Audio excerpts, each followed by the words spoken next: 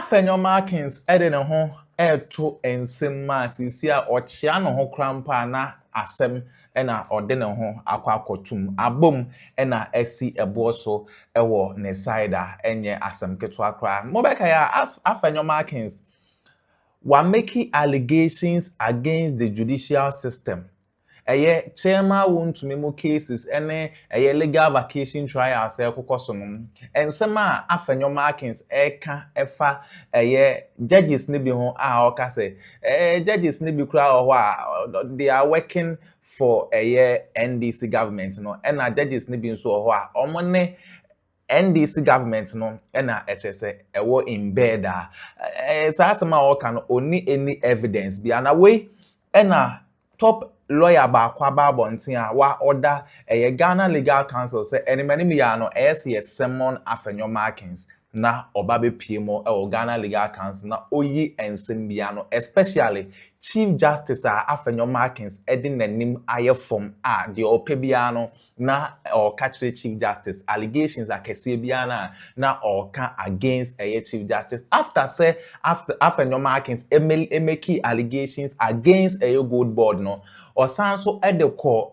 judicial system lawyer Amaleba HSA AFENYO markings adintina Ghana ha yete ya ye pese AFENYO markings bring it down your judicial system enya dia Saturday no happen. Enti Chief Justice and na on take quick actions against AFENYO markings allegations against judges the biano oka and sema inim efa. Enti Ghana Legal Counsel and summon AFENYO markings na HSA umbra na ome provide evidence against Ninsema oka and as allegations are or can against a judicial system. Abusuya right now AFENYO markings asempa na atuna enye asem keto akra yenko na yenkonkoti ensema lawyer Amaleba edituda na yeba yede aka atoam so unsubscribe ya subscribe na hit on the notification bell so na be ya any update be ebe drop no wonso wonsa ebetumi akabina Ghana ha se open computer papa and laptop papa na we use ya Bura Perosi computers and accessories ho and obenya laptop papa na we use the location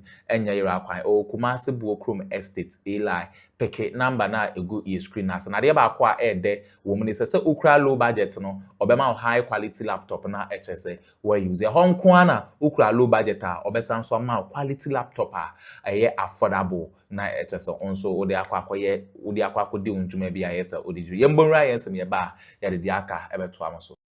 Congress Director General National Road Safety Authority. Senior, good morning as well. Thank you for joining us. Morning. But if that is what is in a boost, no, John to us mind. What is in my mind this morning is that, look, why are we sitting down as a country and allowing one person to run down the judiciary? Why? And I'm talking about AFENYO markings. I think that it is unacceptable for just one person to go on rampage, not sugarcoating his language and just run down an entire institution. Mention the Chief Justice's name, mentioning judges' name, and attacking them. I have been invited 3 times to the General Legal Counsel Disciplinary Committee. What for? Not because I took a client's money and didn't go to court, or not because I defrauded a client. I have been invited to the General Legal Counsel 3 times just because I defend my party NDC. And they need me boy. AFENYO marking has a penchant ever since Tokono was taken out. Due process was followed. AFENYO marking is behaving like his entire life going forward depends on Tokono becoming a Chief Justice. What is it? So I think that, I don't know, the judges are listening, they've heard it, they have a duty to protect that institution. Chief Justice Bafu Boni, you have a responsibility, and I'm talking to you now, to defend that institution.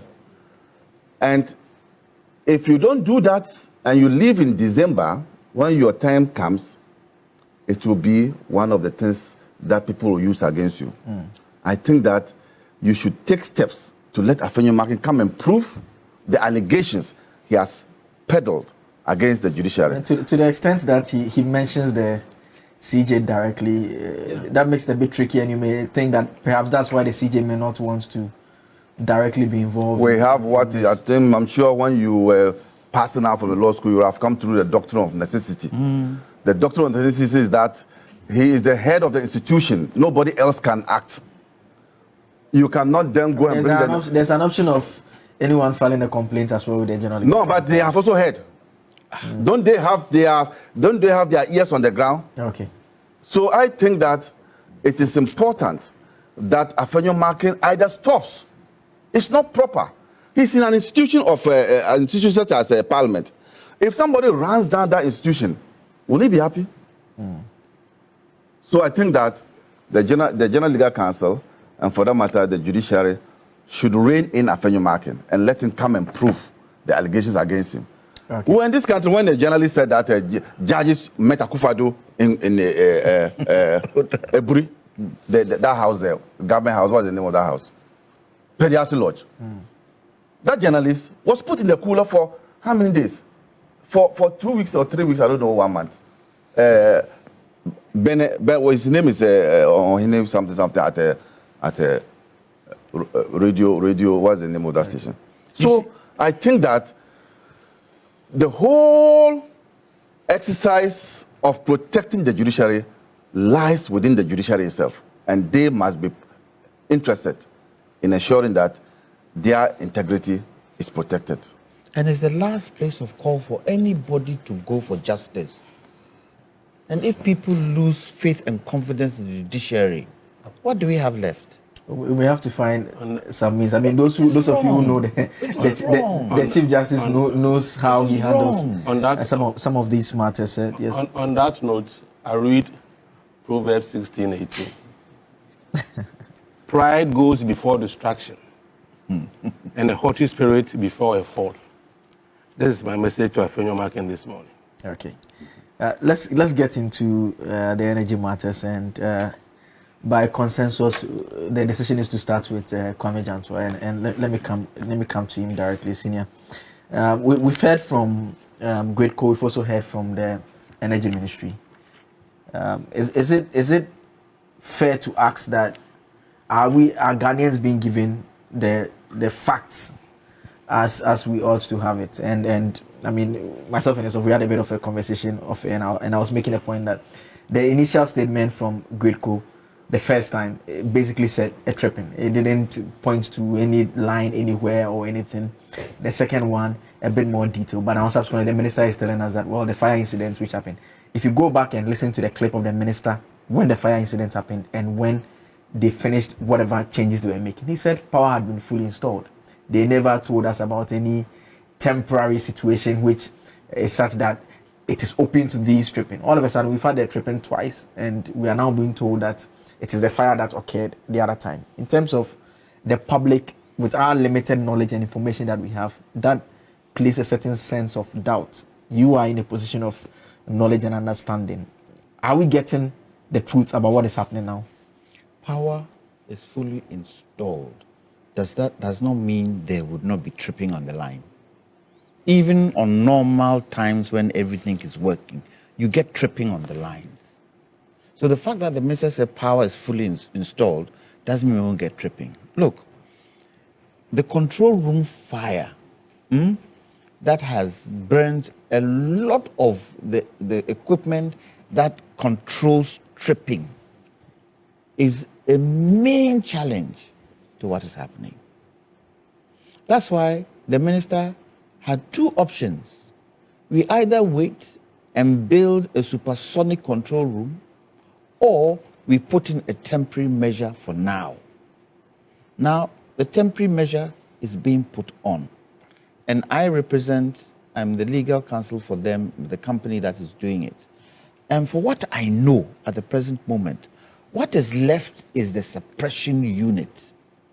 That suppression unit, they are putting in a suppression unit so that in case there is any fire, it quickly douses it so that it doesn't spread like this one spread. And remember, in that area, in that enclave, you have factories right through that area, cement factories, all kinds of factories that take quite a lot of electricity. Definitely, because the control room is not 100% fit, you get tripping. And let me tell Ghanaians, this can happen again. Not until we finish the entire control room. Right now, what is really left there is the suppression unit that would douse any fire. If that suppression unit is not in, we can get a similar thing that happened. I was part and parcel of the team that investigated the Gridco fire. And it started from ends within the control unit. It started from two ends within the control unit, within the equipment in there. And if you see the ends that the fire started and the way the entire place was burned to ashes, it tells you, if we don't have an efficient suppression system in place, let's forget it. It can happen again. This is more a technical issue than any other thing. It's technical.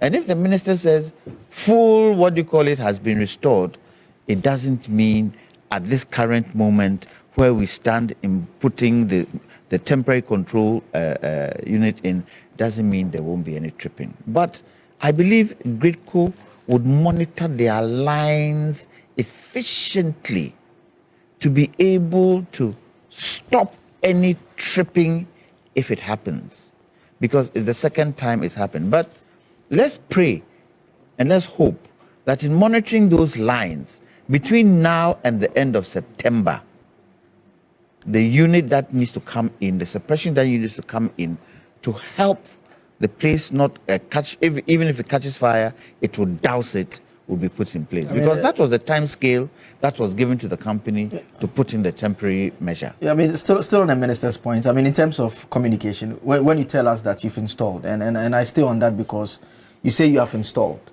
and you are telling us that does not mean that it will not be a tripping. That's fair.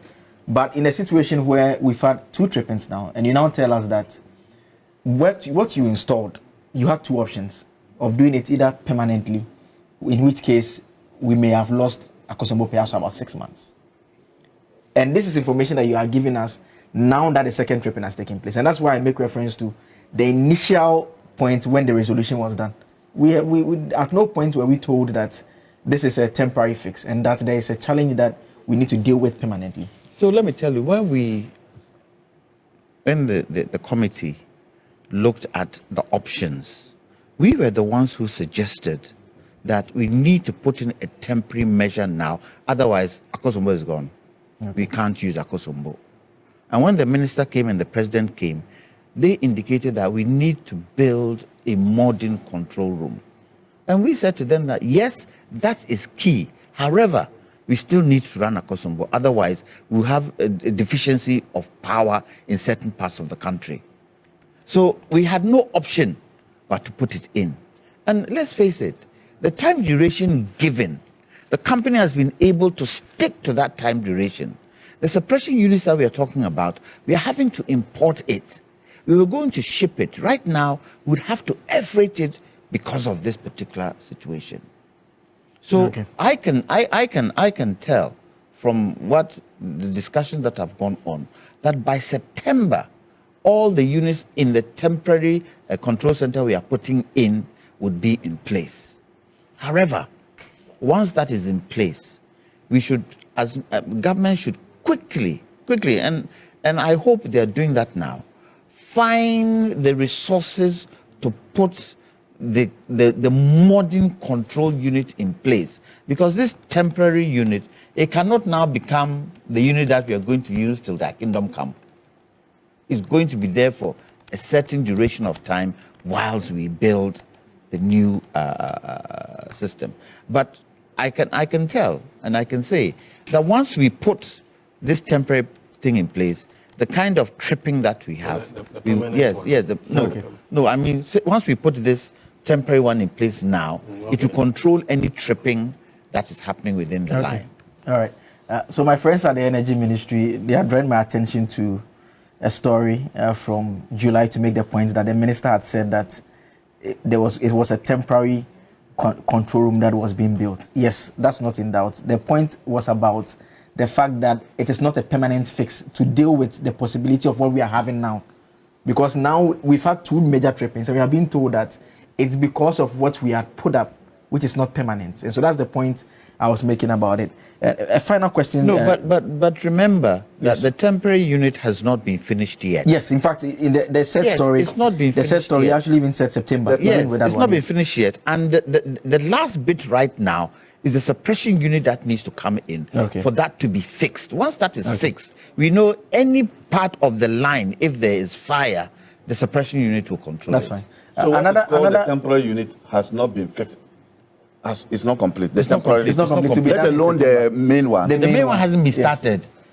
The main one hasn't been started. Just another question. We had two options. Either to go straight and build a brand new one, but that means the Kosovo becomes redundant.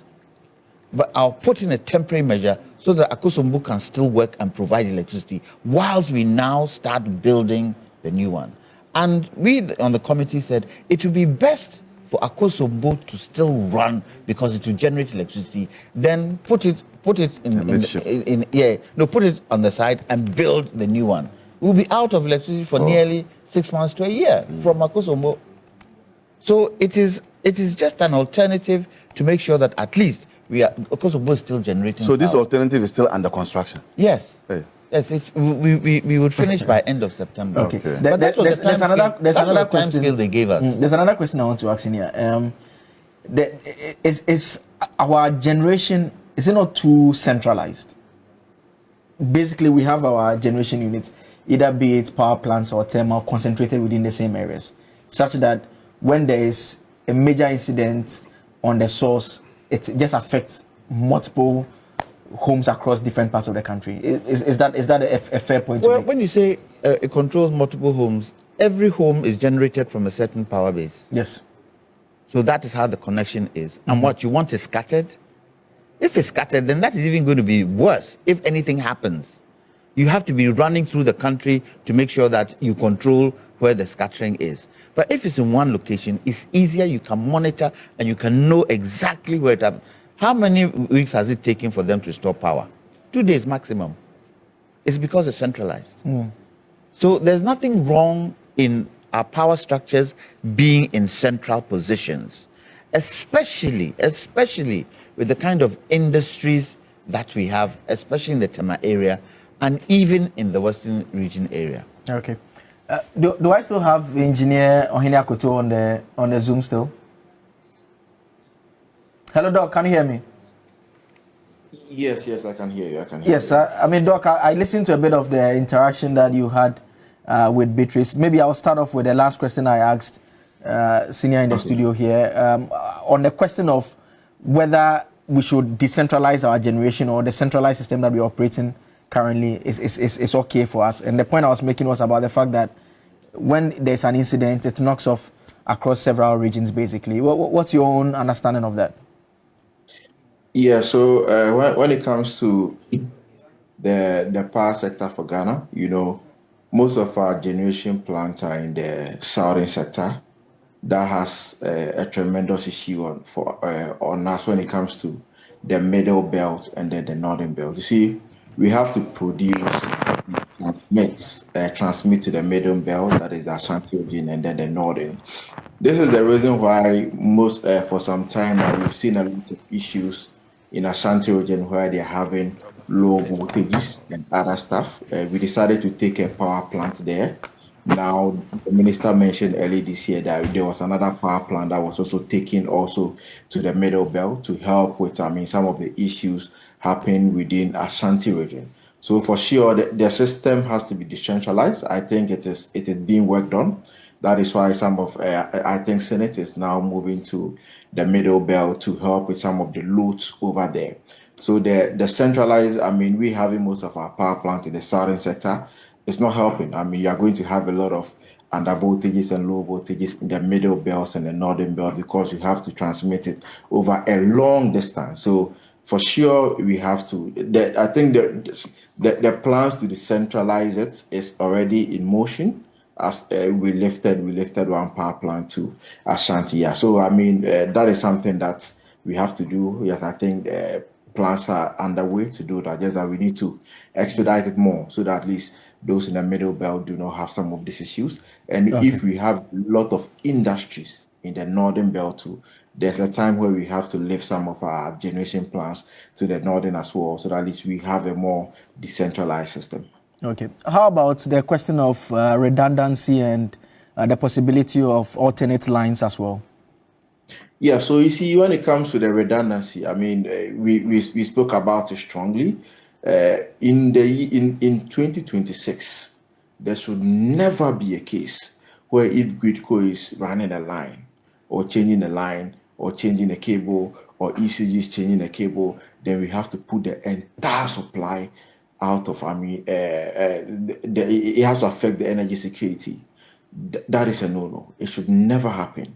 The last option that we have in power systems is load shedding. That is the last one. So we advocated strongly that Gridco and ECG should introduce a lot of redundancy systems in the system, so that at least if you are making any innovation, you don't have to impede power supply to the customer. And the narrative here is that, you see, the load of Ghana is going to continue increasing. We are going to continue to do changes within the system. So if we don't take the pain now to introduce redundancy, it means in the future, anytime we are going to change transformers, anytime we are going to run a line, we are going to go into power outages. And that is a no-no. We said that by close of this year, if we don't work on some of our power issues, Ghana is going to lose about $2 billion as a result of power outage. You see, in power system, we have two things. There's adequacy and reliability. When it comes to adequacy, I mean, our generation now is meeting the supply, the demand and supply. We're also adding about 1,200 megawatts to it. I mean, it's going to increase, the supply, that will be above the demand. So we will not have an issue of demand and supply. The issue will be reliability. And one of the issues, one of the way of, preventing some of these pocket issues when it comes to modifying the system has to be with the redundancy. And then let me touch on the fire outbreak. You see, Dr. Leajantua mentioned about the fire suppression system. I keep saying that the Akosombo issue that happened should have never happened. It should never, in 2026, never happened. Okay, the report from the committee mentioned that some of the transformers were tripping. I mean, they were not really coordinated well. And I kept saying that, you see, if we had a very good maintenance system, a very good maintenance system means that you have what we call IR scanning of your cables in the control center. So lawyer Amaliba ena yetsin nkase odesa ensem no tudwa ede amaya Kwame na Alexander AFENYO markings emu ayeden ede amane bedamase somoje penekoko tisa ensem we ere ha gossip politics TV so